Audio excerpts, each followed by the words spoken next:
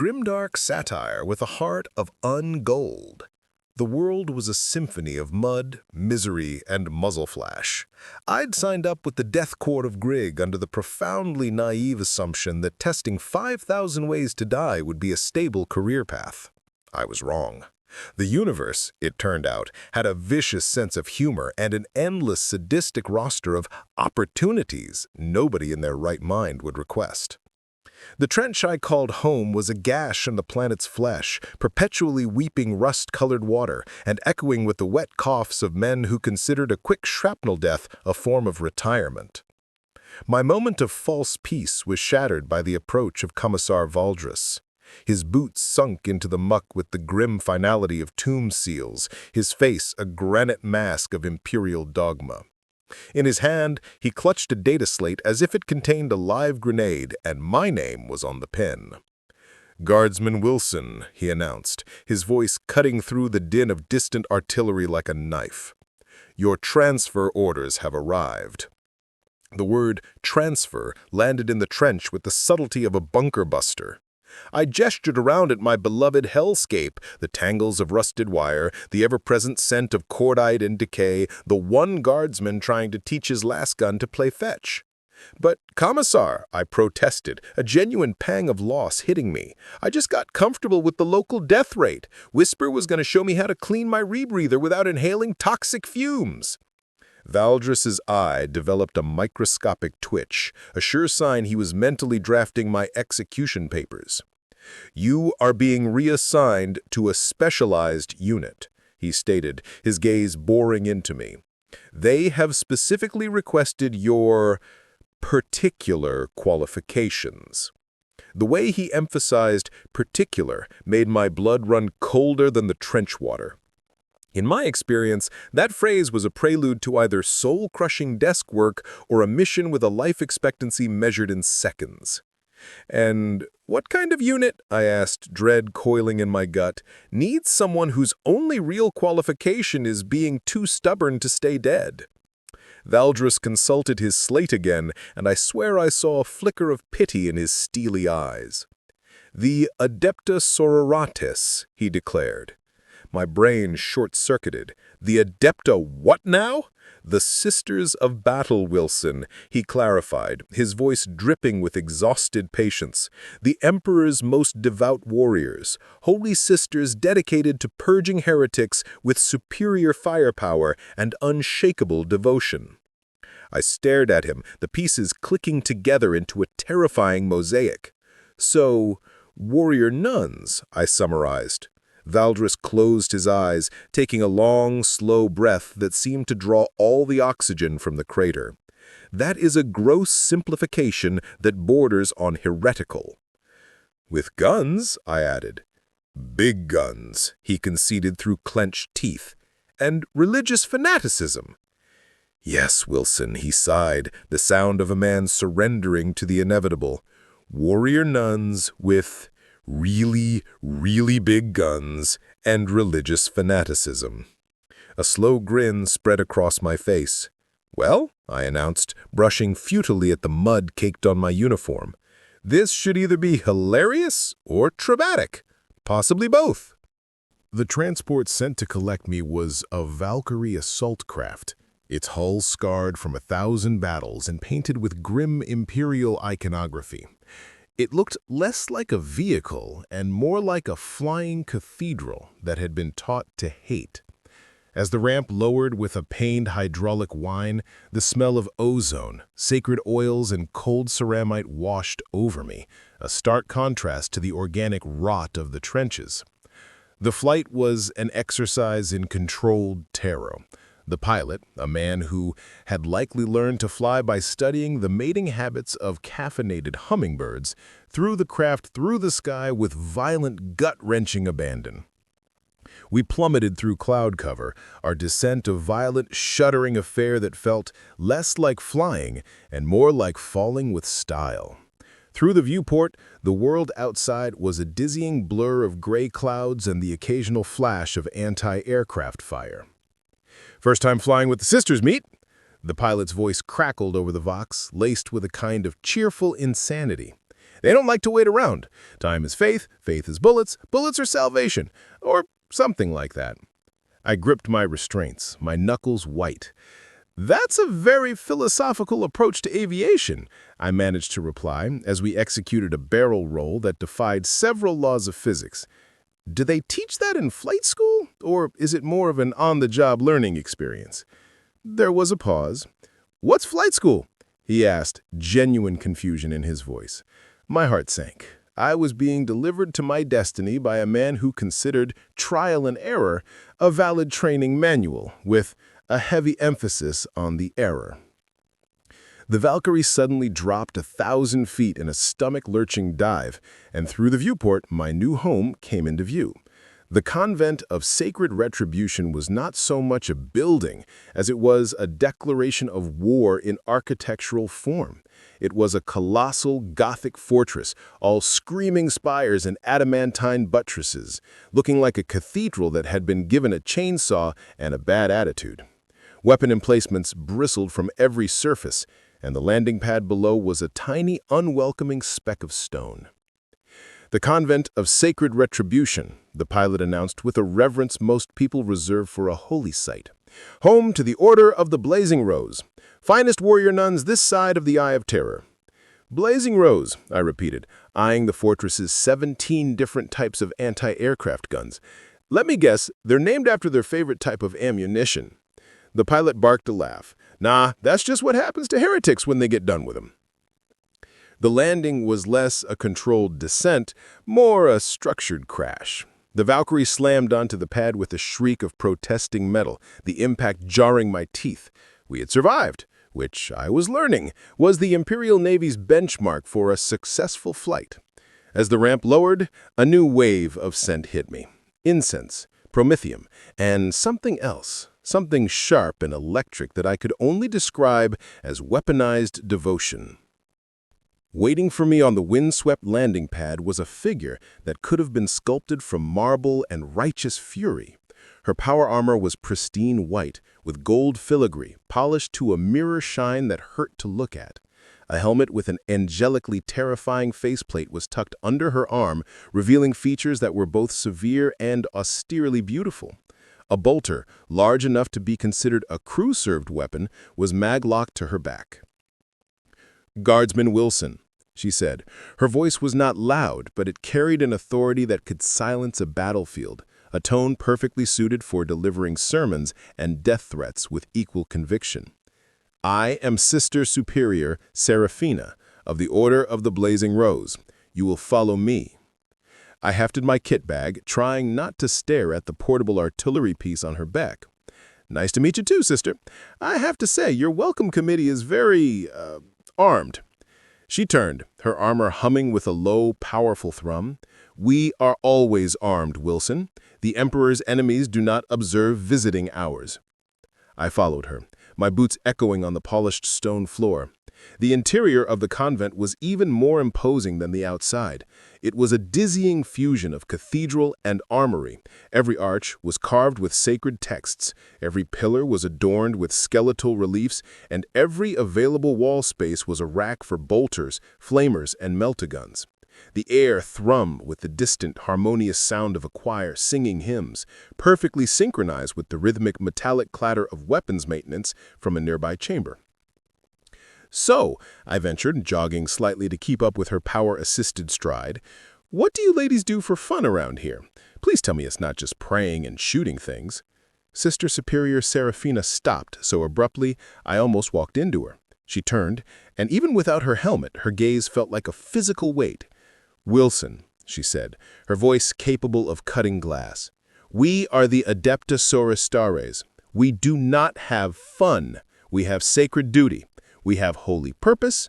We have the blessed opportunity to serve the Emperor through righteous violence. I blinked. Right. So, shooting things, then. Shooting things, she confirmed, her eyes narrowing, is a sacrament.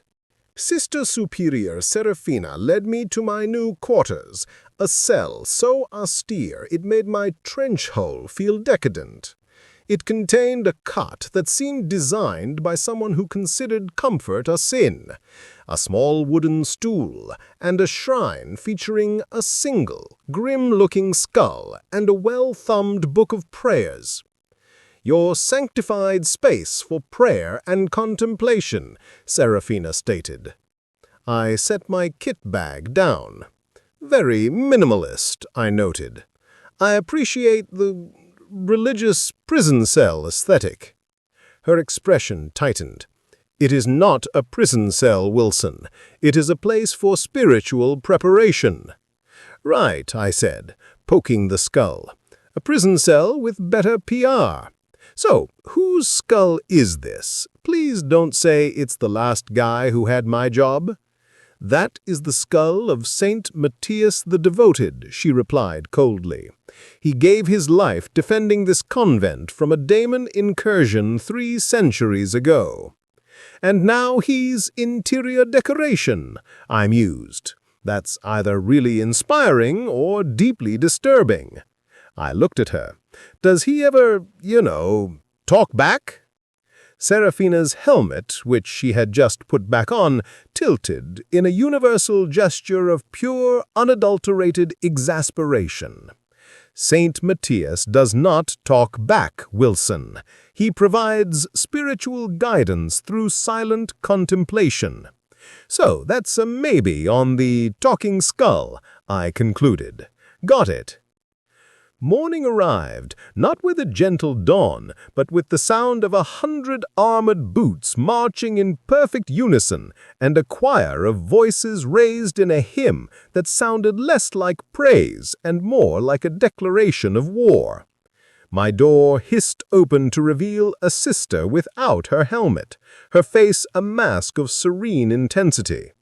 "I am Sister Agatha, your spiritual advisor and combat instructor," she announced. "You have 3 minutes to prepare for morning devotions." "3 minutes," I mumbled, stumbling out of the cot. "That's barely enough time to achieve consciousness, let alone spiritual enlightenment."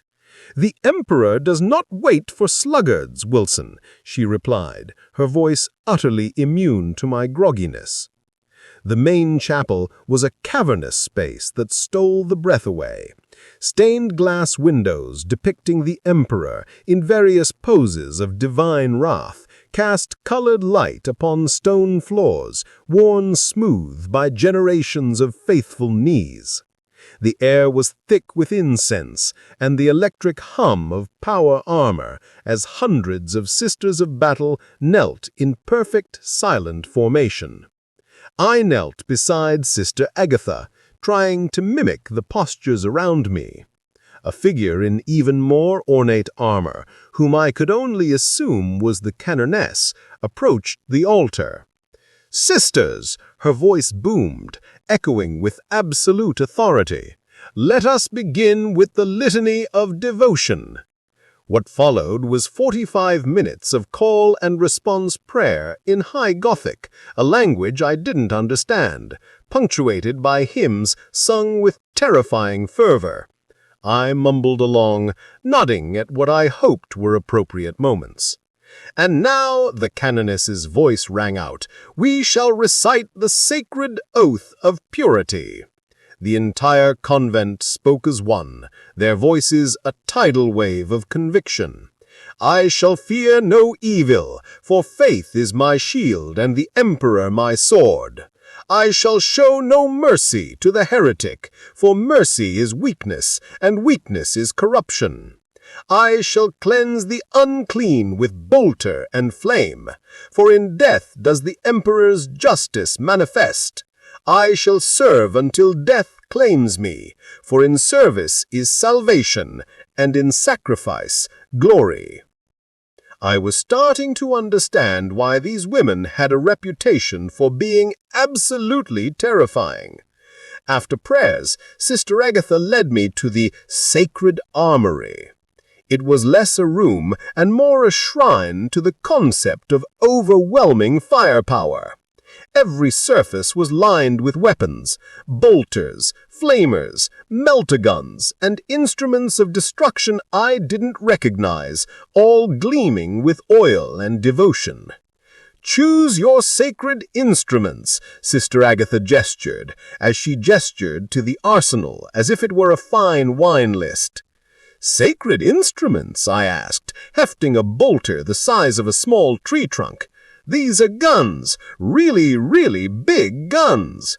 "They are tools of faith, Wilson," she corrected. "Through them we deliver the Emperor's judgment."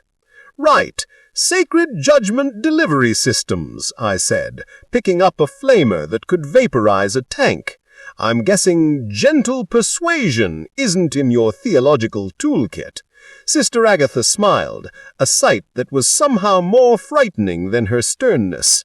"Persuasion, Wilson, is what we call the moment between pulling the trigger and watching heretics burn." The weapons training took place in the range of righteous retribution. The targets weren't simple bullseyes. They were detailed sculptures of heretics, mutants, and xenos, some so lifelike I half expected them to scream. "The sacred bolter," Sister Agatha explained, hefting her own weapon with reverence, "is not merely a tool of war. It is an instrument of the Emperor's divine will." She demonstrated, her stance perfect, her breathing controlled. When she fired, the single bolt round hit the target's head with surgical precision. The key is to remember you are not merely shooting at the enemy. You are delivering salvation to their corrupted souls. "That's the most positive spin on murder I've ever heard," I admitted, lining up my own shot. I squeezed the trigger. The kick was immense, a roaring punch on my shoulder, and my shot vaporized most of the target's torso.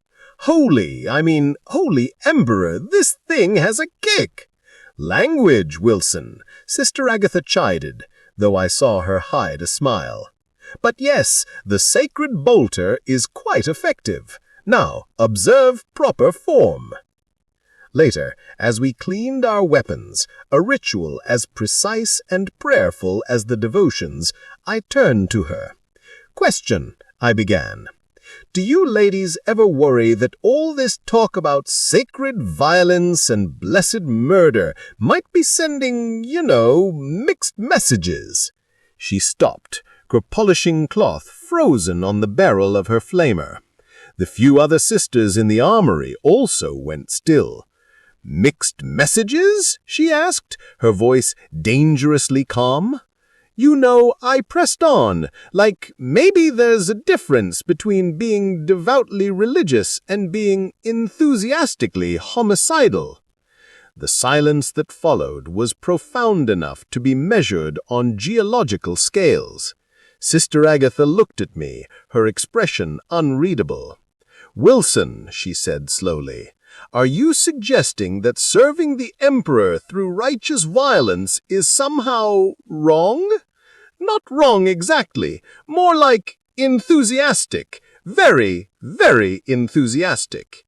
My first official mission briefing took place in the Chamber of Sacred Strategy, a war room where tactical hololiths shimmered alongside burning incense braziers. Banners commemorating purges and cleansings hung from the vaulted ceiling. Sister Superior Seraphina stood before the assembled squad, her presence commanding absolute attention. "Sisters," she began, her voice echoing, "intelligence reports heretical activity in the underhive of Gloriana's Rest. A cult dedicated to a demon of excess and indulgence has taken root." I raised a hand. "Excess and indulgence. Are we talking tax evasion or someone putting extra toppings on their pizza?" The room went silent. Seraphina's helmet turned toward me with mechanical precision. "A demon of excess," she clarified, her voice frosty, "represents the corruption of mortal desire, gluttony, pride, the pursuit of pleasure over duty." "So, a really good weekend in Vegas?" I summarized. I saw Sister Agatha subtly shake her head, a clear warning to stop talking. The Underhive was a monument to urban decay, a multi-leveled hell of rusted metal, leaking pipes, and a population that had long ago surrendered to despair. The air was thick with the smells of industrial runoff and unidentifiable rot. We moved in a tight, professional formation, our bootsteps echoing in the cavernous, dripping corridors. The few inhabitants we saw scurried away from us like roaches from a light. "Contact ahead," Sister Cassandra's voice was calm over the vox. "Multiple hostiles, cultists." The figures that rounded the corner were a horrifying sight. They had been human once, but now their bodies were twisted and distended, flesh bubbling with unnatural growths and extra limbs, their faces locked in rictus grins of ecstatic agony. "Okay," I muttered, raising my bolter. "I'm starting to see your point about the whole corruption is bad thing." The firefight was a brief, brutal symphony of sanctified violence. Bolt rounds tore through corrupted flesh, and Sister Agatha's flamer painted the tunnel in purifying fire. The things shambled towards us with mindless hunger, but the sister's fire was disciplined and precise. "The demon promises pleasure," Sister Agatha explained, her voice a steady educational tone even as she fired. "But its gifts always corrupt. Sensation becomes addiction. Power becomes mutation." "And what looks like a good time," Sister Cassandra added, vaporizing a creature with too many mouths, "becomes an eternity of service to the dark powers."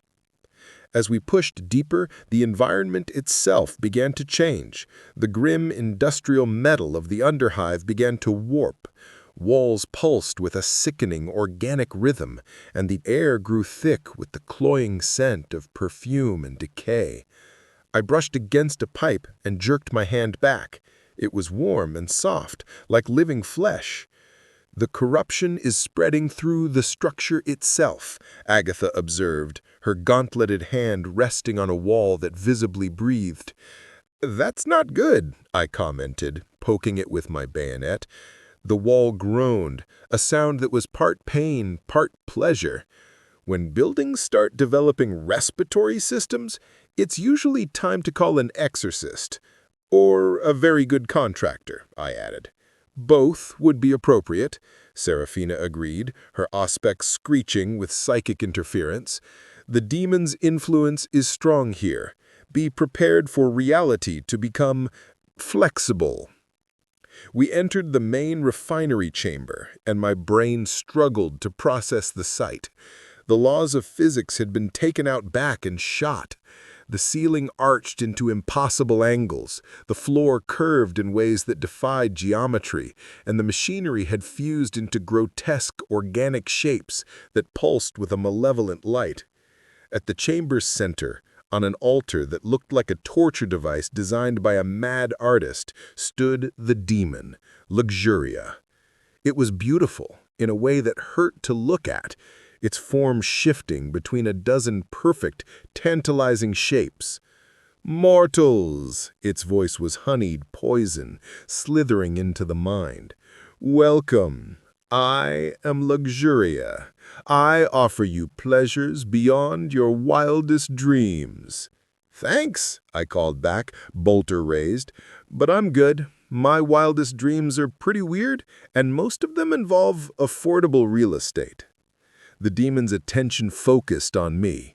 I could feel it pushing against my mind, offering visions of perfect satisfaction, every desire fulfilled.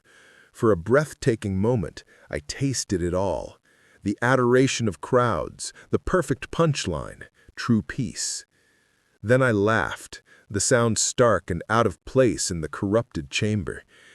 "You know what's funny?" I asked the demon, whose beautiful face flickered with confusion. "Your whole perfect pleasure portfolio is kind of basic. You're offering the destination, but I'm more of a journey guy. Plus, I've had Tuesdays that were weirder than this." "Impossible!" Luxuria shrieked, its form rippling with anger. No mortal can resist perfect pleasure. This isn't pleasure, I said, my voice steady.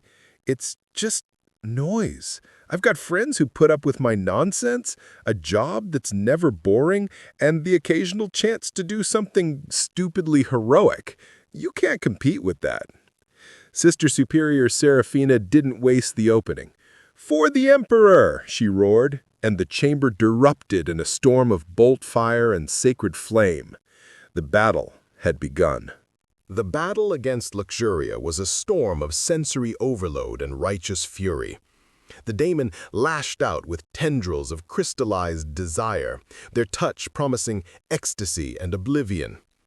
The sisters met this corrupting onslaught with disciplined volleys of bolt fire, each shot punctuated by a prayer. The air itself shimmered, thick with the conflicting auras of damnation and devotion. "Resist its whispers!" Seraphina's voice cut through the psychic static, a bastion of pure will. "Let faith be your shield." Luxuria, frustrated by my immunity, focused its power on me. A wave of pure, weaponized temptation hit me, offering a vision so perfect it was terrifying. A universe where every joke landed, every fight was won, and I was finally, truly understood. It was the most boring thing I had ever experienced. "You're missing the point," I shouted over the din, scrambling behind a pulsating mass of machinery. "The struggle is the point. The imperfections are the features, not the bugs." The demon recoiled as if physically struck, its beautiful form flickering with confusion and rage. My rejection was an attack it had no defense against. "Wilson," Seraphina's voice was sharp over the vox, "the daemon is drawing power from the refinery's promethium core. The main coupling is behind it. Sever the connection." I looked at the pulsing, organic-looking conduit feeding energy into the daemon's form, then at the scores of cultists and warp spawn between us. "Let me guess," I voxed back. "I'm the one with the healing factor who gets to run the suicide gauntlet?" "Your resilience is a gift from the Emperor," Sister Agatha called, crisping a multi-limbed horror with her flamer. "Do not waste it." With a sigh that was mostly for dramatic effect, I charged. I weaved through the chaotic melee, my bolter barking, my combat knife finding soft, corrupt flesh. Luxuria saw me coming. "Futile!" it boomed, unleashing a blast of psychic energy that turned the air around me to solid pleasure. I simply pushed through, the sensation washing over me like a bland, forgettable song. "You're like a restaurant that only serves dessert, lady. It's too much. I need some savory. I need some struggle." I reached the coupling, a grotesque fusion of metal and weeping flesh. "Your paradise has no conflict, no drama. What kind of story is that?" I slammed the butt of my bolter into the central nexus. The structure shuddered violently. Alarms that sounded like screaming choirs blared through the chamber. The flow of corrupting energy into Luxuria stuttered and faltered. "No!" the daemon shrieked, its form beginning to destabilize. "This cannot be!"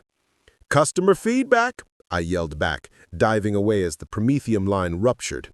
"You should have listened!" The entire refinery began to collapse in earnest. Reality, strained to its breaking point, began to snap back with violent force. The warped geometry of the chamber twisted and screamed. "The facility is undergoing a catastrophic structural reversion," Cassandra shouted. "We must withdraw!" Our retreat was a frantic race against an unfolding implosion.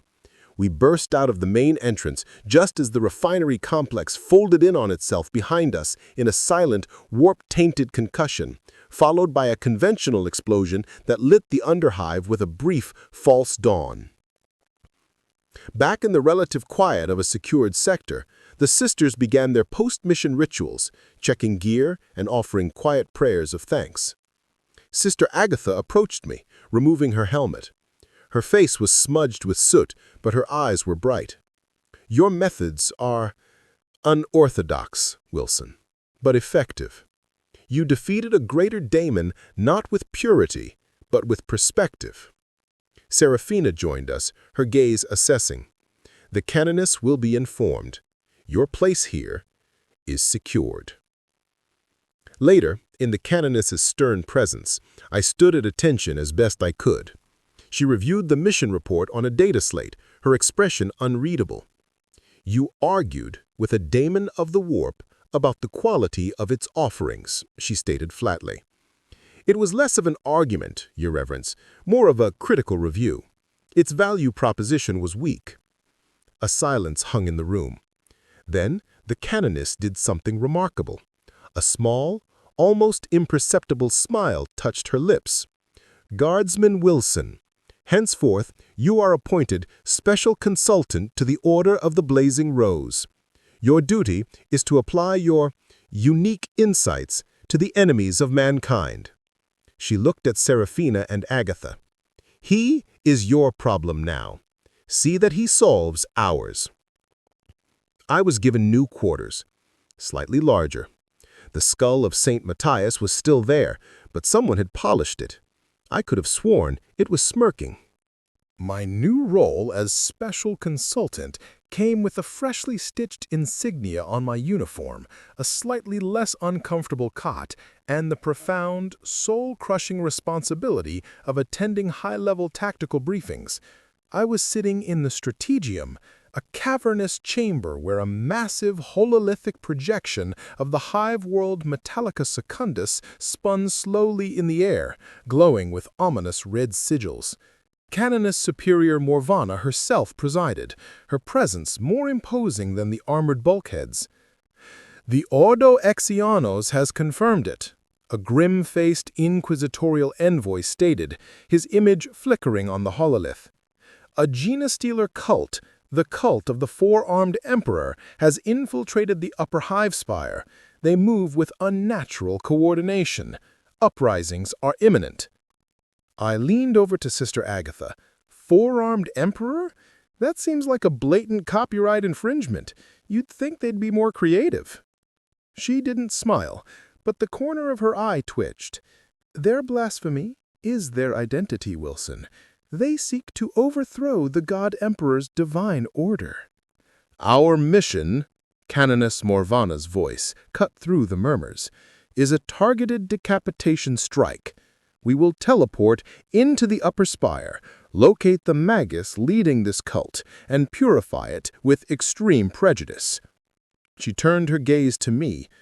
Consultant Wilson, the cult's influence is psychic. They weave a blanket of compliance over the populace. Your mental resilience will be our vanguard. I blinked. So you want me to walk into a hive of psychic brainwashing aliens and be my usual disagreeable self? Precisely, the canoness said, a glint in her steely eyes. Be the heresy. Teleportation was, in a word, disgusting.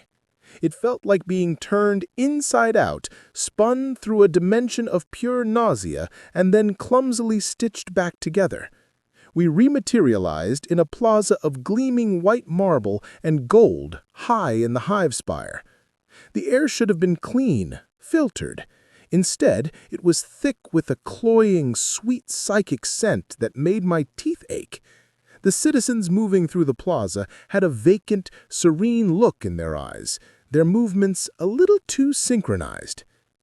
The cult song is strong here, Sister Cassandra murmured, her hand resting on her bolter. I can feel it pushing at the edges of my faith. As we moved, the psychic pressure intensified. It was a constant, whispering drone in the back of the skull, promising peace, unity, and a simple, unquestioning purpose. The sisters marched on, their own faith a blazing fortress against the influence. I, however, found the whole thing annoying. You hear that? It's like a bad jingle for a cult. Needs a better hook, maybe some percussion. She glanced at me. You are unaffected? Lady, my brain is a neighborhood where reason is a tourist and bad ideas have squatters' rights. This psychic wallpaper paste doesn't stand a chance. We found the Magus in an opulent audience chamber, a grotesque figure with a bulbous, hairless head and piercing eyes that swirled with hypnotic power. Its psychic presence was a physical weight, pressing down on us. "Children of the Star Father," it hissed, its voice echoing in our minds. "Lay down your arms. Join the Great Communion. No peace." The air thickened, the psychic command washing over the squad. I saw Sister Cassandra stagger slightly, her knuckles white on her weapon. I stepped forward, directly into the Magus's line of sight. "Yeah, hard pass," I said, my voice cutting through the psychic drone like a rusty shiv. "You've seen your brochure. The Great Communion looks a lot like getting eaten by a giant space bug. The benefits are terrible, and the dress code is awful." The Magus's eyes widened, its psychic broadcast faltering for a split second. My sheer, illogical refusal was a static crackle in its perfect signal. "You resist the harmony?" it mentally shrieked.